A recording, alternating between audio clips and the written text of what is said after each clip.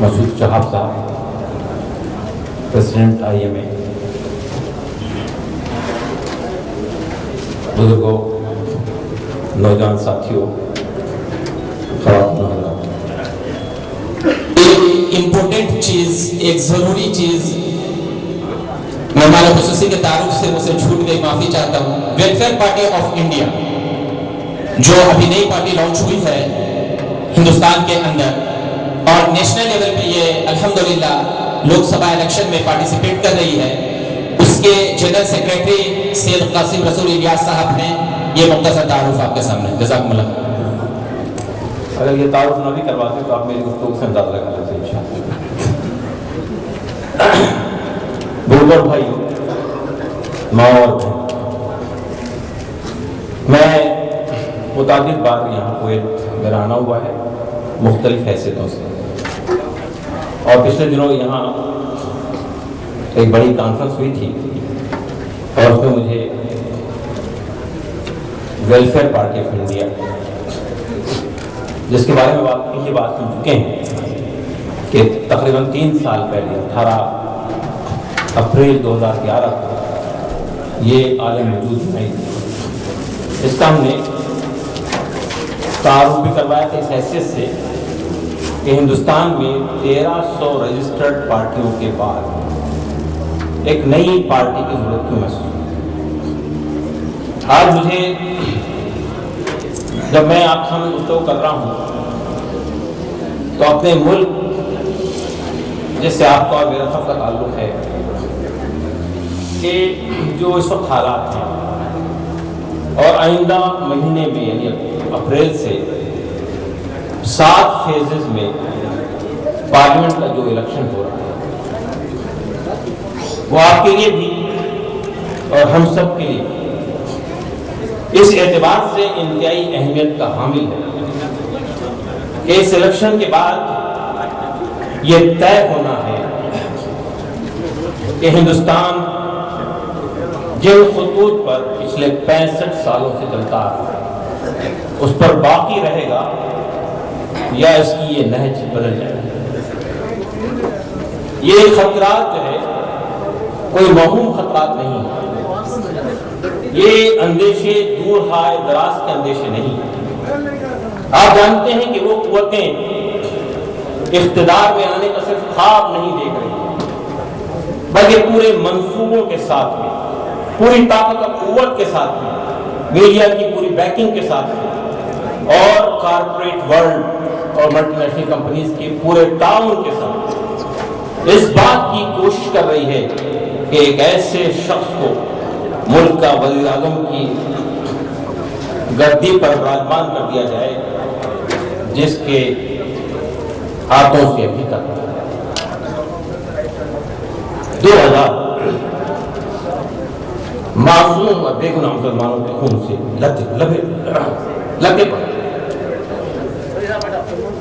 اس بات کی کوشش ہو رہی ہے کہ پچھلے 65 سالوں سے ہندوستان کا جو دستور تھا جس نے اقلیتوں کو، کمزور طبقات کو جو حقوق اور تحفظات فراہم کیے تھے، ان تحفظات کو، ان حقوق کو ختم کر دیا، ایک نیا کانسٹیٹیوشن ڈرافٹ کیا گیا اور ہندوستان کی جو نہج سیکولر جمہوریت پر قائم تھی اس کو تبدیل کر کے ہندو راشٹر کے ڈگر پر اس ملک کو گامزن کر دیا۔ مجھے افسوس کے ساتھ یہ کہنا پڑتا ہے کہ اگر آپ نے ہندوستان کے پولیٹیکل سینیریو کا جائزہ لے کر دیکھا ہو تو اب یہ بحث بھی ہندوستان کے اندر تقریباً بے معنی ہو گئی ہے کہ کون سی پارٹی سیکولر ہے اور کون سی پارٹی کمرل ہے۔ اور نئی وفاداریاں تبدیل ہوتی ہیں، اور نئے لوگ جو ہے پالے بدل دیتے ہیں، اور ہم دیکھ رہے ہیں کہ کل تک جو مودی کو ملک کا سب سے بڑا خطرہ سمجھتے تھے آج وہ اس کے بغل میں جا کے بیٹھ جاتے ہیں۔ تو یہ اپارچونزم، یہ موقع پرستی، یہ جو وقتی ہندوستانی سیاست کا وتیرہ ہوا پچھلے 65 سالوں سے ہم اور آپ ہندوستانی مسلمان تحفظ اور دفاع کی سیاست کرتے ہیں، اپنے سروائیول کی جنگ لڑتے آئے ہیں، اپنے حقوق کی دہائی دے کر سیکولر پارٹیوں کو ملک کے اسٹیج پر پہنچاتے رہے، لیکن اب یہ محسوس ہو رہا ہے کہ ملک ایک ایسے دوراہے پر کھڑا ہوا ہے کہ جو سو کال سیکولر پارٹیاں ہیں وہ آنے والے طوفان کے سامنے ایسا لگتا ہے کہ خس و خاشاک کے مانند بہہ جائے۔ ہم اللہ کی ذات پہ یقین رکھنے والے لوگ ہیں اور ہم سمجھتے ہیں کافی ہے اگر ایک خدا میرے لیے، اللہ کی تائید و نصرت ہمارے لیے سب سے بڑا سہارا ہے۔ لیکن ظاہر بات ہے کہ اسباب و وسائل کی دنیا میں وہ قومیں جو حالات سے نگاہیں ملاتی ہیں، حالات سے پنجہ آزمائی کرتی ہیں، اسٹرگل کرتی ہیں، وہ سروائیو کرتی ہیں، اور جو حالات کے سامنے ٹھپر ڈال دیتی ہیں وہ خس و خاشاک کے مانند بہہ جاتی ہیں۔ اس لیے پچھلے 65 سال سے جو سروائیول کی تحفظ دفاع کی جنگ ہم لڑتے آ رہے ہیں، ہم نے یہ محسوس کیا ہے کہ اب وقت آ گیا ہے کہ ہمیں ایک دوسرے ڈھنگ سے، دوسرے زاویے سے، دوسرے نقطے سے سوچنا چاہیے۔ یہ نام نہاد سیکولر پارٹیوں کے سہارے اپنی ناؤ کو طوفانوں کے تلاطم میں ڈالنے کا جو ہم طریقہ اب تک اختیار کرتے آئے تھے وہ اب کامیاب تجربہ نہیں رہا، اور کسی وقت بھی اگر انہیں یہ اندیشہ ہوتا ہے کہ مسلمانوں کا ووٹ انہیں ان بلاک نہیں ملے گا تو پھر وہ سافٹ ہندوتو کا راستہ اختیار کرتا ہے۔ آپ جانتے ہیں کہ پچھلے 10 سال سے مرکز میں یو پی اے کی سرکار تھی، لیکن اسی سرکار نے جہاں اچھے کام بھی کیے ہیں، بعض ایسے مسائل بھی ان 10 سالوں میں مسلمانوں کے سامنے رہے ہیں جس کا ذکر کرنے کی ضرورت نہیں ہے۔ دہشت گردی کے نام پر جس طرح ہمارے بے گناہ نوجوانوں کو، ہمارے طلباء کو جیل کی سلاخوں کے پیچھے دھکیل دیا گیا ہے، وہ ایک دردناک بات ہے۔ انلافل ایکٹیویٹیز ایکٹ کے تحت میں جس طرح اس قانون کا، اس وحشیانہ اور کالے قانون کا استعمال ہمارے خلاف کیا جا رہا ہے، یہ بھی ایک دردناک بات ہے۔ ہم یہ محسوس کرتے ہیں کہ پچھلے 65 سال سے ہندوستانی مسلمان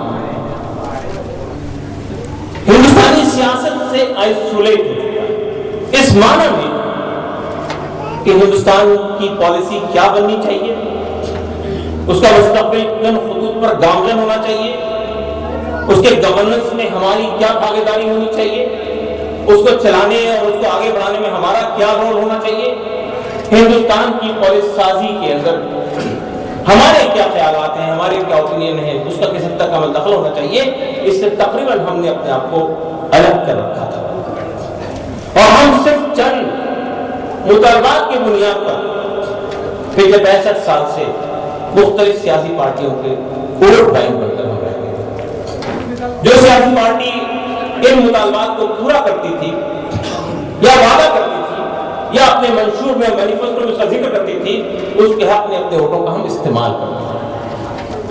اور پچھلے تقریباً 20 سال سے ہماری پوری تگ و دو جو ہے، چاہے وہ ریاست پر ہو، چاہے ریاستی الیکشن میں ہو یا پارلیمنٹ کے الیکشن میں ہو، ہماری پوری تگ و دو جو ہے نیگیٹو بنیاد پر ہے، یعنی منفی بنیاد پہ ہماری سیاست چل رہی ہے کہ فلاں پارٹی کو یا فلاں گروہ کو اقتدار میں آنے سے روکنا۔ تو ظاہر بات ہے کہ کوئی مطالباتی ایجنڈے کے ساتھ میں، تحفظ اور دفاع کے ایجنڈے کے ساتھ میں، یعنی یہ ایجنڈا کہ ہماری جان، مال، عزت، آبرو محفوظ رہے، ہمارا پسندہ محفوظ رہے، ہمارے ادارے محفوظ رہے، ہماری شریعت محفوظ رہے، ہماری آئیڈینٹی محفوظ رہے، ہمارے اصلی تعلیمی ادارے محفوظ رہے، اور ہمارے بچوں کے ساتھ یہ اور یہ ہوا جائے، یہ جو ایجنڈا ہے یہ ایک تحفظ و دفاع کا ایجنڈا ہے، مطالباتی ایجنڈا۔ ہمارے ملک میں عام انسانی سماج جن مسائل سے جوجھ رہا ہے، تفصیل میں جانے کا موقع نہیں ہے، آپ سب جہاں دیدہ لوگ ہیں، اعداد و شمار کی دنیا کے لوگ ہیں، اگر آپ اعداد و شمار اٹھا کر دیکھیں گے تو آپ کو معلوم ہونا چاہیے کہ ملک کی 85% اکثریت جو ہے اس ملک میں، ہمارے ملک پہ، وہ غریبی کی سطح سے نیچے زندگی گزار ہے۔ یہ میرے اعداد و شمار نہیں ہے، پلاننگ کمیشن کی ارجن سے نکتہ کمیٹی کے اعداد و شمار ہے کہ 80% لوگوں کی یومیہ آمدنی 20 रुपये से कम है। इससे आप अंदाजा लगा सकते हैं कि मुल्क में तरक्की के बावजूद इन तरक्की के फायदे जो हैं वो किन लोगों पर पहुंच गए। मुल्क की 10% आबादी के पास में मुल्क के 90% वसाइल हैं, रिसोर्सेज हैं, और बाकी 90% आबादी 10% वसाइल पे जिंदगी गुजार रही है। हमारे अलावा भी दूसरी अक़वाम दलित हैं, बैकवर्ड हैं, वो भी वसाइल में जूझ रहे हैं। हमने एक खैर उम्मत होने की हैसियत से मुल्क की बड़ी खाई के लिए, आम इंसानी समाज की बड़ी खाई के लिए पूरे मुल्क के तनाजुर में कभी सोचने की जहमत गवार नहीं। मैं ये कह सकता हूं उसके लिए हालात जिम्मेदार हैं। मैं ये कह सकता हूं कि पिछले 65 साल में होने वाले कम्युनल राइट्स ने जो माइंडसेट बनाया है हमारा, वो जाहिर बात है, वो तहफ़्फ़ुज़ और दिफ़ा का माइंडसेट। हमें अपनी बका की, अपने बाकी रहने की, अपने तहफ़्फ़ुज़ की दूसरों से ज्यादा फिक्र है। लेकिन उम्मत, और आप जानते हैं कि आज के इस कैंप का मौजूद भी यही है, खैरुन्नास मय्यनफउन्नास। नबी करीम की हदीस है, तुम में बेहतर वो है जो इंसानों के लिए नफा बख्श है, इंसानों के लिए बेहतर है। हम ये देखते हैं कि हमारी पिछली 65 साल की सियासत मिल्लत के गिर्द ही घूमती रही है, अपनी कम्युनिटी के लिए ही घूमती रही है। ये जो हदीस है कि पूरी इंसानियत के लिए नफा बख्श बढ़ो, इस हदीस का इत्लाक़ मिल्लत इस्लामिया हिंद की 65 साल सरजमी पर नहीं हुई। इन हालात के अंदर हमने ये महसूस किया है, मसला सिर्फ इस्लाम और मुसलमानों के तहफ़्फ़ुज़ और दिफा का नहीं है, मसला सिर्फ इस्लाम मुसलमानों के मफादात का नहीं है। पूरे मुल्क के तनाजुर में इस मुल्क को एक नई दिशा और दशा देने के लिए, एक नई सब देने के लिए मिल्लत इस्लामिया हिंद को आगे आना चाहिए। मिल्लत इस्लामिया हिंद को आगे आना चाहिए और आगे आके अपना कड़ा वाकई रोल अदा करें। मिसाल के तौर पे मैं 5 ऐसी पिछले चंद सालों की मिसालें आप सामने रखना चाहता हूं जिसमें हमें अपना रोल तलाश करना चाहिए कि हम कहां खड़े हुए हैं। ये पूरी मूवमेंट जिसका मैं जिक्र करने जा रहा हूं, ये सिविल सोसाइटी की मूवमेंट है। आप जानते हैं कि हिंदुस्तान में RTI का, राइट टू इंफॉर्मेशन एक्ट का कानून बना है। यह कानून एक जमहूरियत के अंदर एक बुनियादी हक है जो इंसानों को दिया गया है। यानी जमहूरियत के अंदर हुकूमत किसकी होती है? Of the people, by the people, for the people. अवाम की हुकूमत अवाम के लिए, अवाम के जरिए। तो जो लोग अवाम के नुमाइंदे बन के जा रहे हैं पार्लियामेंट में, असेंबलियों में, वो हमारे बारे में क्या फैसला कर रहे हैं, हमारे मुस्तकबिल के बारे में क्या फैसला कर रहे हैं, ये जानने का मुझे हक है। सिविल सोसाइटी के अंदर ये मूवमेंट चली, किसी से पॉलिटिकल पार्टी ने नहीं चलाई, हमारे आप जैसे लोगों ने चलाई। बड़े बड़े नाम है उसके अंदर, संडा हजारी भी एक नाम है, अरुणा राय भी एक नाम है, मेधा पाटकर भी एक नाम है, संदीप पाटे भी एक नाम है, हर्ष मंदर भी एक नाम है। ये तहरीक चली, हुकूमत मजबूर हुई और ये कानून बना RTI, राइट टू इंफॉर्मेशन, जानने का अधिकार। ये जानने का अधिकार का ये कानून जो है अवाम के हाथ में, हमारे रात के हाथ में एक इंतहाई अहम टूल है। अब हम ये मालूम कर सकते हैं, मसला सिर्फ इतना नहीं है हुकूमत ने कहां कितने पैसे खर्च किए, कौन से मंसूबे के लिए कितने पैसे मुख्तस हुए थे और वो कितने खर्च हुए, बल्कि जाती तौर पर भी मेरे बारे में जो फैसला किया गया है, किसी गवर्नमेंट एम्प्लॉय के बारे में जो फैसला किया है, उसके प्रमोशन के बारे में जो फैसला किया गया है, अफसरों की नोटिंग जो होती है फाइलों पर, वो भी रिकॉल करने का, वो भी देखने का हक मिल गया है। हमने खुद वेलफेयर पार्टी के प्लेटफॉर्म से 700 RTI की एप्लीकेशन फाइल की है और बहुत अहम इंफॉर्मेशन हमारे हाथ में है। RTI का यह कानून जो बना कई साल की स्ट्रगल के बाद, हमें मिल्लत इस्लामिया हिंद को, मुसलमानों की तंजीमों को अपना रोल तलाश करना चाहिए, उसमें वो कहां खड़े हैं। मुझे कहते हुए अफसोस भी है, शर्मिंदगी भी है कि हमारा रोल सिफर है। दूसरा अहम कानून हिंदुस्तान के अंदर पिछले चंद दिनों में बना इसी UPA सरकार के अंदर, वो कानून है RTE का कानून, राइट टू एजुकेशन। हिंदुस्तान के दस्तूर में एक दफा है आर्टिकल 21 जो लाइफ का, राइट टू लाइफ, जिंदगी का हक देती है। लेकिन ये जिंदगी का मुजर्रद हक काफी नहीं है, آپ کو یہ دینا پڑے گا کہ اس رائٹ ٹو لائف میں کیا کیا چیزیں انکلوسیو ہے، کیا کیا چیزیں شامل ہیں۔ تو ایک تحریک چلی پورے ملک میں، یہ ملک آزاد ملک ہے، ایک جمہوری ملک ہے، یہاں پیدا ہونے والے ہر بچے کو تعلیم حاصل کرنے کا حق ملنا چاہیے۔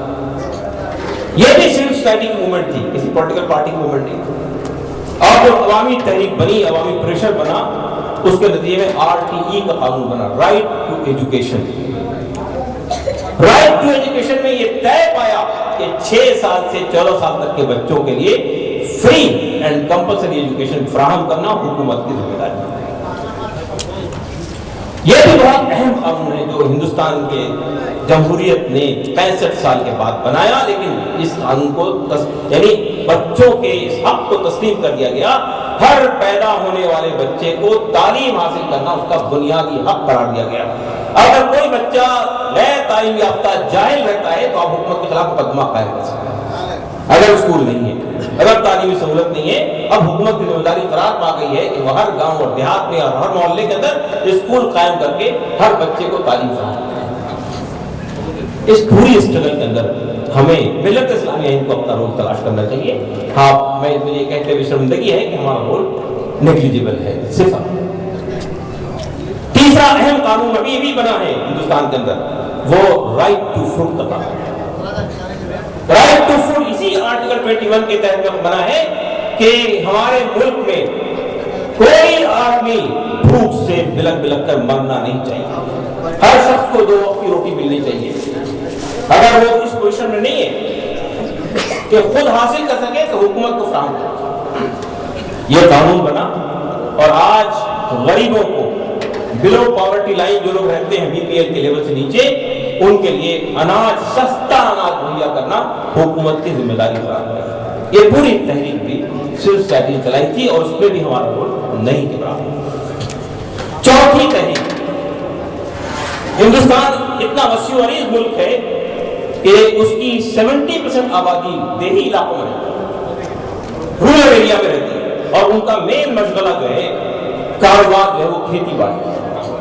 کہیں سیلاب آ جاتا ہے، باڑھ آ جاتی ہے، سوکھا پڑ جاتا ہے تو کسانوں کی زندگی کے لالے مزدوری ختم ہو جاتی ہے، لوگ بھوکے مرنے لگتے ہیں۔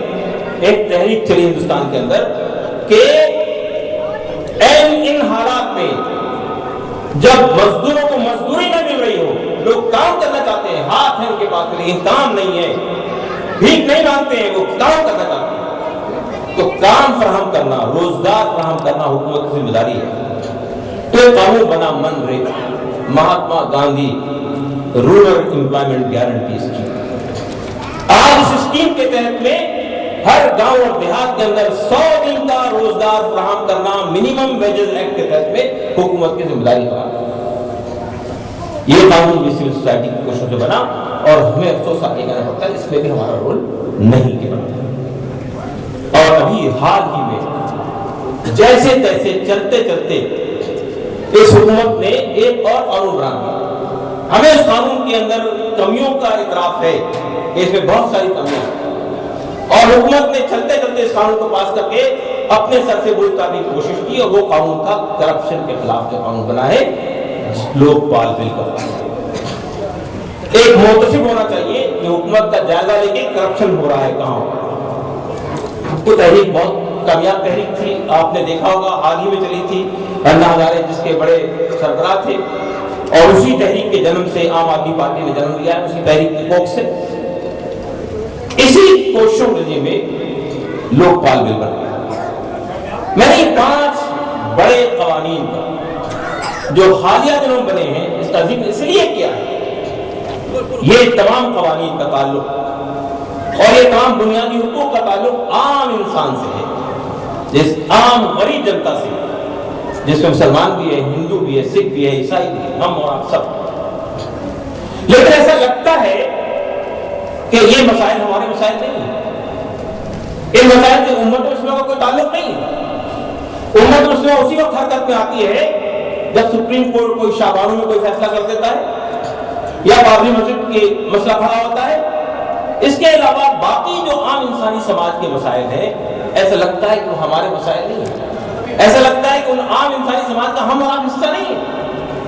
حالانکہ سلسلہ کمیٹی کی رپورٹ یہ بتاتی ہے کہ جس پیمانے پہ، جس یارڈسٹک سے آپ جائزہ لے کر دیکھیں، تعلیم کے معیار پہ دیکھیں، صحت کے معیار پہ دیکھیں، روزگار کے معیار پہ دیکھیں، سیکورٹی کے معیار پہ دیکھیں، سب سے ریسیونگ اینڈ پر، سب سے نچلی سطح پر، سب سے نچلی پائیدان پہ مسلمان کی ہے۔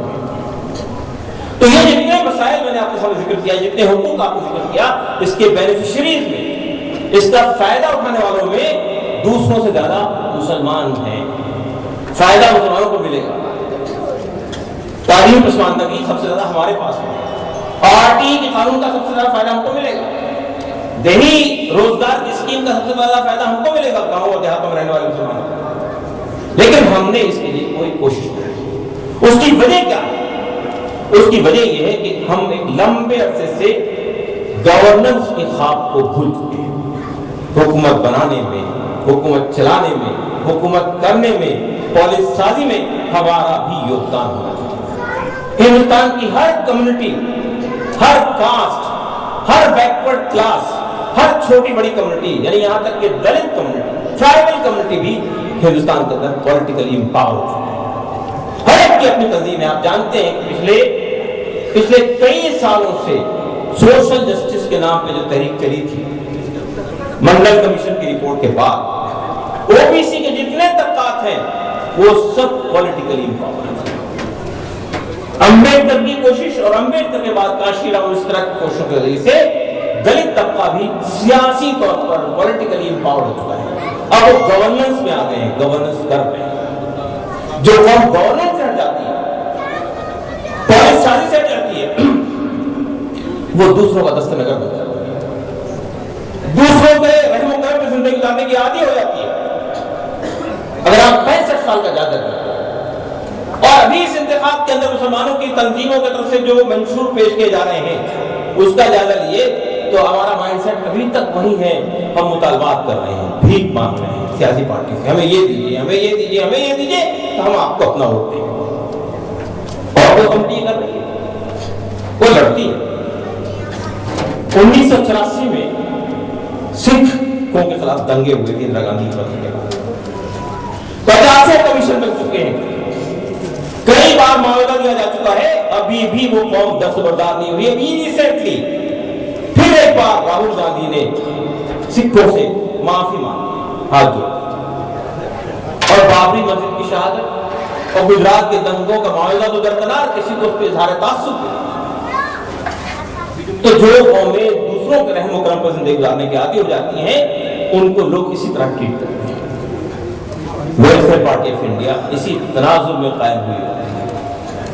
اس امت مسلمہ کے اندر جو ضعف ہے، جو کمزوری ہے، سیاسی طور پہ جو اس کی کمائیگی ہے، جو اس کی بے وقتی ہے، جو اس کی بے وزنی ہے، اس کو ختم کیا جائے، اور صرف اپنے مفاد کے لیے نہیں، پورے ملک کے مفاد کے لیے، عام انسانی سماج کے مفاد کے لیے ایک ایسی پولیٹیکل پارٹی کو فلوٹ کیا جائے جو پارٹی مسلم پارٹی ہو، ایک جنرل پولیٹیکل پارٹی ہو جو بنیادی طور پہ ملک میں انصاف کے قیام کے لیے، ظلم کے خاتمے کے لیے، تمام انسانوں کو انصاف فراہم کرنے کے لیے، ملک کے اندر ایک خوشحال، پائیدار، مستحکم معاشرہ دینے کے لیے کھڑی ہے۔ ہم یہ کہہ سکتے ہیں کہ آج دلت یہ کہتا ہے کہ ہم پولیٹیکل پارٹی فلوٹ کرتے ہیں، آپ ہمارے ساتھ آئیے۔ او بی سی طبقہ یہ کہتا ہے کہ ہم پولیٹیکل پارٹی بنا رہے ہیں، آر جے ڈی بنی، جے ڈی یو بنا، سماجوادی پارٹی بنی، یہ سب او بی سی طبقے کی پارٹی ہیں، یا ڈی ایم کے، انا ڈی ایم، بنیادی طور پر پسماندہ طبقات کی پارٹیاں تھیں۔ یہ پارٹیاں یہ کہتی ہیں کہ آئیے ہمارے ساتھ اسٹرگل کیجیے۔ یہ بات ہم کیوں نہیں کرتے؟ جو ملک کی آبادی کا کسی دیکھیں جمہوریت میں آپ جانتے ہیں اعداد و شمار، اسٹیٹسٹکس، پاپولیشن، آبادی بہت میٹر کرتی ہے۔ یو پی میں ملائم سنگھ یادو کی 6ٹھی بار حکومت ہے۔ یادو کمیونٹی کا ووٹ بینک اگر یو پی میں آپ معلوم کرنا چاہیں تو 7%، 7%۔ آپ ان کو کہاں سے ملتا ہے؟ 25 से 26% वोट पर उनकी हुकूमत बन जाती है। 18% मुस्लिम वोट ट्रांसफर होता है, 18%, और 2-4% दूसरा वोट ट्रांसफर होता है। पावर के बेनिफिशियरी कौन है? हुकूमत आती है, हुकूमत के बेनिफिशियरी कौन है? आपको जो मिलता है मुजफ्फरनगर, और आप जाकर देखिए पूरे यूपी के अंदर, मैं किसी कौम की मुखालफत में नहीं खड़ा हुआ, मैं इंपावरमेंट की बात बताता हूँ, पॉलिटिकल इंपावरमेंट, तालीमी इंपावरमेंट। माशी लोग ये कहते हैं हम तालीम तौर पर उस्मान लगा इसलिए बैकवर्ड है, लोग ये कहते हैं हम माशी तौर पे बैकवर्ड है इसलिए हम पॉलिटिकली बैकवर्ड है। मेरा मानना इसके बिल्कुल बरक्स है। जो कौम गवर्नेंस में आती है वो हर एतबार से फिर मजबूत है। दलितों को उठाकर देखिए आप, ओबीसी को उठाकर देखिए आप, यूपी में चले जाइए, जो लोग यूपी के वो इसकी गवाही देंगे, गवर्नेंस में हो, लेजिस्लेचर में हो, एडमिनिस्ट्रेशन में हो, जुडिशरी में हो, बिजनेस में हो, ये 7% कम्युनिटी यादों की यूपी को रूल करती है। क्यों? सिर्फ पॉलिटिकल इंपावरमेंट में उसको उस पोजीशन पे लगे खड़ा कर दिया। मायावती जब इक़्तिदार में आई 3-4 बार उनकी हुकूमत बनी है। आज दलितों के खिलाफ, किसी दलित के खिलाफ कोई अपर कास्ट का आदमी आंख उठाकर नहीं देख सकता। हरिजन एक्ट के तहत बंद कर दिया था। पॉलिटिकली इंपावर्ड हो गई। हर ऑफिसर्स के अंदर आपको दलित कौम के लोग मिलेंगे। तालीमी तौर पर भी पसमानदगी खत्म हो गई। मेरा मानना यह है कि जो कौम गवर्नेंस में नहीं आती है, इक़्तिदार में नहीं आती है, पॉलिसी बनाने में नहीं आती है, उसकी बैकवर्डनेस हर जगह नजर आएगी, वो खत्म नहीं हो सकती। बुजुर्ग और भाइयों, इन हालात के तहत में हमने ये पॉलिटिकल पार्टी से हिंदुस्तान में सियासत है इतना आसान काम नहीं है। बहुत सारे फैक्टर्स हैं, बहुत सारे फोर्सेस हैं काम करते। ह्यूमन रिसोर्स बहुत बड़ी मामला जो है वो मटेरियल रिसोर्स का भी आता है। कोई पॉलिटिकल पार्टी बगैर मटेरियल रिसोर्स के आगे नहीं बढ़ सकती। आप जानते हैं कि अभी ये जो पार्लियामेंट का इलेक्शन हो रहा है, इस पार्लियामेंट के इलेक्शन की पिछली बार जो इलेक्शन कमीशन ने एक्सपेंडिचर के लिए जो लिमिट करार दी थी वो 35 लाख की थी, उसको बढ़ाकर 70 लाख कर दिया है। कोई इलेक्शन जो जीतता है वो कई करोड़ रुपया खर्च करके ही जीतता है, तो एक बहुत ही कॉस्टली अफेयर है। और सिर्फ पॉलिटिकल पार्टी इलेक्शन नहीं लड़ती है, क्या आप समझे कि सिर्फ इलेक्शन ही पॉलिटिकल पार्टी का मेन काम है? नहीं, जो पार्टी गवर्नेंस में आना चाहती है वो मुल्क की हर पॉलिसी के अंदर दखल देती है। हमने वेलफेयर पार्टी ऑफ इंडिया इस वक्त में 11 रियासतों में कायम हो चुकी है, मुल्क की 11 रियासत। हमने पावर में आए बगैर, इक़्तिदार में आए बगैर केरला में 3 बड़े मसले लोगों के हल किए हैं, पॉलिटिकल प्रेशर के जरिए से और पॉलिसी इंटरवेंशन के जरिए से। वहां एक बड़ा मसला जो था, बड़ा मसला वहां पर बेघर लोगों का, यानी लोग एक बड़ी तादाद से लोग हैं जिनके पास घर नहीं है। केरला आप जानते हैं कि वहाँ डेंसिटी बहुत ज्यादा है, पॉपुलेशन बहुत ज्यादा है और एरिया बहुत कम है। जमीनों की कीमत आसमान से बातें कर रही है, किसी आदमी के बस में नहीं है कि जमीन खरीद सके। तो हुकूमत का फैसला यह है कि जिसके पास जमीन होगी उसी को घर बनाने के लिए पैसा मिलेगा। तो लाखों लोग ऐसे हैं जो बेघर लोग हैं। वेलफेयर पार्टी ने एक अवामी तहरीक चलाई, एक पब्लिक मूवमेंट खड़ा किया और कहा सरकार से कि बेघर लोगों को जमीन फराहम करें। फौज की जो जमीन कॉर्पोरेट्स को सरकार ने दे रखी है औने पौने दामों पर लीज पर, उसको वापस लिया। आपको मालूम होता है ये इतनी पॉपुलर तहरीक चली कि पार्लियामेंट असेंबली के अंदर हुकूमत ने कानून पेश किया।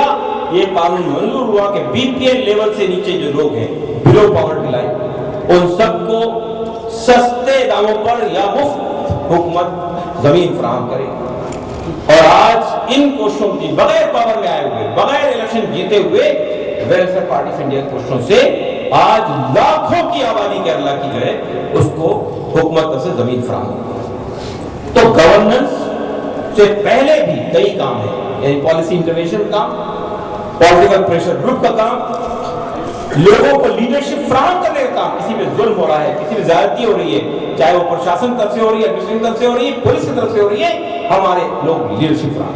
हमने एक ऐसे कैडर को तैयार किया है पूरे हिंदुस्तान के अंदर, खास तौर से जहां जहां हमारी पार्टी पावरफुल पोजीशन में आ गई है, एक ऐसे कमिटेड कैडर को तैयार किया है कि जिसे ये कहा गया है कि तुम 24/7 के वर्कर हो पार्टी। आप हॉबी नहीं है पॉलिटिकल पार्टी, ये हमारा कमिटमेंट है मुल्क के इंसानों को तय, कमजोर इंसानों को तय। रात के 12 बजे 1 बजे 2 बजे रात में कोई आदमी दरवाजा खटखटाए तो आपके वहां से ये जवाब नहीं आना चाहिए कि सब मेरे आराम का वक्त, उसको आपको जाके उसकी जरूरत को पूरा करना। तो पार्टी इस बात की कोशिश कर रही है कि ऐसा कमिटेड कर खड़ा किया जाए जो लीडरशिप फराहम करे हर आदमी को, हर मजलूम की दादसी कर सके, हुकूमत के जुल्म से, पुलिस के जुल्म से, प्रशासन के जुल्म से अगर जरूरत महसूस हो तो सुनी जाती है। आज वेलफेयर पार्टी ऑफ इंडिया ने 3 साल के इस कार्यकाल में कई अहम काम किए, उसका जिक्र करना यहाँ मुनासिब महसूस नहीं होता इसलिए कि वक्त कम है और आप आज पिकनिक के मूड में यहाँ आए हैं। लेकिन चंद बातें मैं कहना चाहता हूँ। हमने इंतखाबी सियासत के मैदान में अभी तक ये पहला पार्लियामेंट का इलेक्शन है जिसको हम फेस कर रहे हैं। जाहिर बात है 3 साल पहले पार्टी करी, लेकिन हमने केरला में, बंगाल में, आंध्र प्रदेश लोकल बॉडीज के इलेक्शन में हिस्सा लिया। हमने आंध्र प्रदेश में 45 कैंडिडेट खड़े किए, 26 कैंडिडेट हमने जीते, 3 सरपंच हमारे आए। इसी तरह हमने कई कैंडिडेट जो है मगरबी बंगाल में, वेस्ट बंगाल में जीते। तो शुरुआत हुई है, लेकिन जाहिर बात है कि एक लंबा काम है। मैंने जैसा बताया आपको कि ह्यूमन रिसोर्स से ज्यादा अहमियत जो है वो मटेरियल रिसोर्स। हिंदुस्तान जैसे मुल्क के अंदर मिल्लत इस्लामिया की जो सूरत हाल है वो आपके सामने, उसमें एक नई दिशा के साथ में, नई दशा के साथ में, एक नई समझ के साथ में हालात के रुख को मोड़ने के साथ मैदान में आने के लिए कितनी बड़ी ताकत की, कितनी बड़ी सरमाए की जरूरत है, इसको आप इस पार्लियामेंट के इलेक्शन में हमने अपने 35 उम्मीदवार खड़े किए। केरला से 5, आंध्र प्रदेश से 5, कर्नाटक से 1, महाराष्ट्र से 10, मगरबी बंगाल से 11, उत्तर प्रदेश से 5। ये कोशिश हमारी है, हम कोशिश करेंगे इसमें और थोड़े कम हो जाएं ताकि हम पूरी ताकत लगा सकें। ये हमारा पहला पार्लियामेंट इलेक्शन, लेकिन हम एक तजुर्बा इससे पहले भी कर चुके हैं। मगरबी बंगाल में बाई इलेक्शन हुआ था जहां प्रणब मुखर्जी जो वजीर खजाना थे इस मुल्क के, जब वो सदर जमहूरिया बन गए तो उनकी सीट खाली हुई थी। आप जानते हैं वो सीट कौन सी थी? वो मुर्शिदाबाद मगरबी बंगाल के जंगीपुर कॉन्स्टिट्यूंसी की सीट थी। जंगीपुर 70% मुस्लिम पॉपुलेशन का इलाका है। हमने ये फैसला किया था कि हम इस इलेक्शन को कॉन्टेस्ट करें। पार्टी को बने हुए चंद महीने गुजरे थे बंगाल में, पार्टी का तारुफ भी नहीं हुआ था, लेकिन सिर्फ इस बुनियाद पे कि इस प्रेस्टिजियस कॉन्स्टिट्यूंसी की जो हालत है उसको हम उजागर करना चाहते हैं मुल्क के सामने। हम ये कहते हुए इंतहाई अफसोस के साथ कि मुल्क का वजीर खजाना, फाइनेंस मिनिस्टर आज 20 दिन की कोशिशों से, बहुत कलील सरमाए से हम चौथी पोजीशन पे आए, 42,000 वोट। प्रणब मुखर्जी 1,20,000 वोट से जीते थे, उनका बेटा जो खड़ा हुआ था वो सिर्फ 2,500 वोट से। भाइयों, इलेक्शन इस अवसर पर है, मैं इलेक्शन की गहमा गहरी छोड़ कर आया। कल 3 बजे हमारी प्रेस कॉन्फ्रेंस हुई और वहीं से मैं सीधा एयरपोर्ट आकर सवाल ही पैदा होता है कि इतनी अहम मरहले से यहां आने को इस वक्त हमको वहां रहना चाहिए, लेकिन वहां रहने के लिए जिस साधन की जरूरत है, जिस समय की जरूरत है, बंगाल की गरीब जनता भूखे और फाका पसंद अज़्म तो रखते हैं, हौसला तो रखते हैं, लेकिन उनके पास 2 वक्त की भूख मिटाने की रकम नहीं है, तो जाहिर बात है कि वो इस पोजीशन नहीं है कि अपने पैसों से वो इंतखाबात कर सकते। आप जानते हैं कि जब तक पॉलिटिकल एम्पावरमेंट नहीं होगा उस वक्त तक कोई एम्पावरमेंट नहीं हो सकता। हम इस हौसले के साथ मैदान में, और हमें यकीन है कि ये ओवरनाइट जर्नी नहीं है कि आज हम खड़े हुए और कल हमने कामयाबी मंजिल तय कर।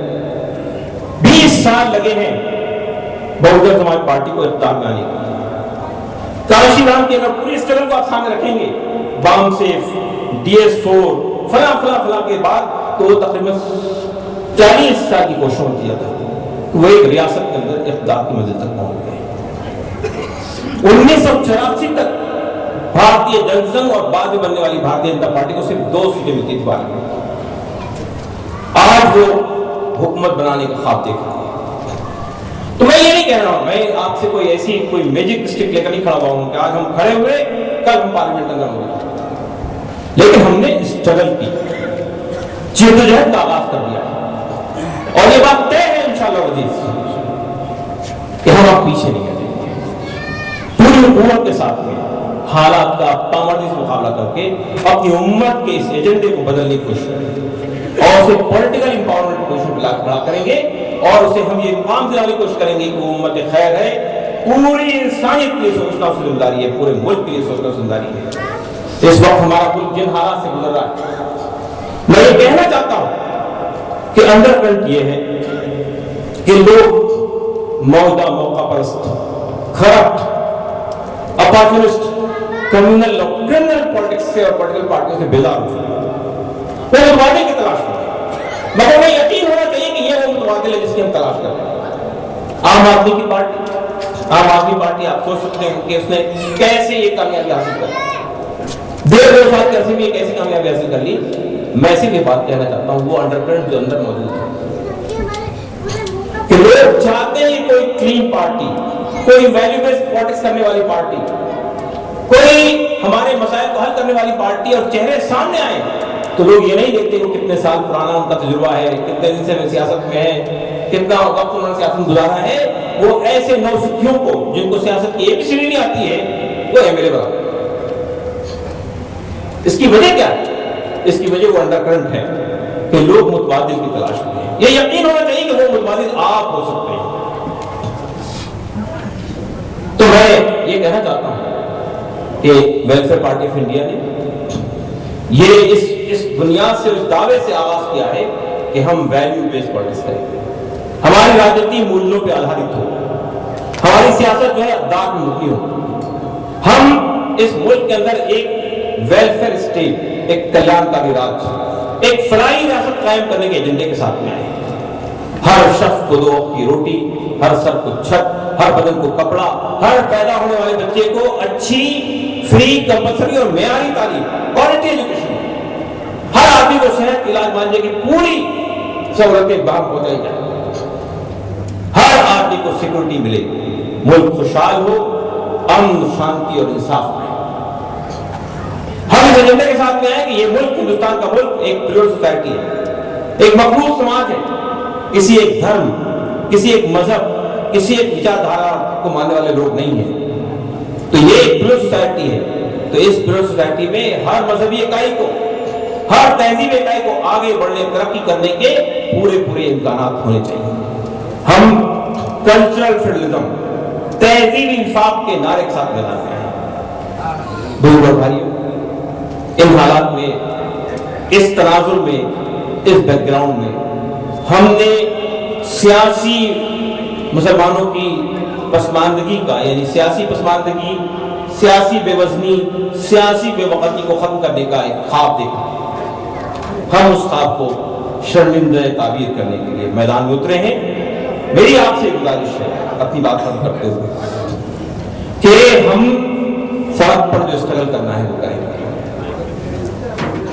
جان, مال, عزت, آبرو کی جو قربانی دینی ہے وہ دیں گے انشاءاللہ. اس میدان میں اب ہم اتنا نہیں پائیں, اس میدان میں ہم رائے فرار اختیار نہیں کریں, لیکن ہمارے پشت پر آپ کا ہاتھ ہونا چاہیے. ہماری ہمت کو آپ کو توانہ کرنا چاہیے. آپ یہاں بیٹھے ہیں, اسی ملک کا حصہ ہے, اسی ملت کا حصہ ہے. جتنی خیر خواہی ملت کی ہمیں مطلوب و مقصود ہے اتنی ہی آپ کو بھی ہے. ہمارا کنٹریبیوشن تو ہم ادا کریں گے, آپ کی کنٹریبیوشن کیا ملے. مجھے امید ہے کہ ہم آپ کو مایوس نہیں کریں گے. وآخر دعوانا رب العالمین, ربنا تقبل منا انک انت السمیع العلیم وتب علینا انک انت التواب الرحیم. جزاکم اللہ خیر. خواتین و حضرات, ویلفیئر پارٹی آف انڈیا کے جنرل سیکریٹری جناب سید قاسم رسول الیاس صاحب آپ سے ہم کلام تھے.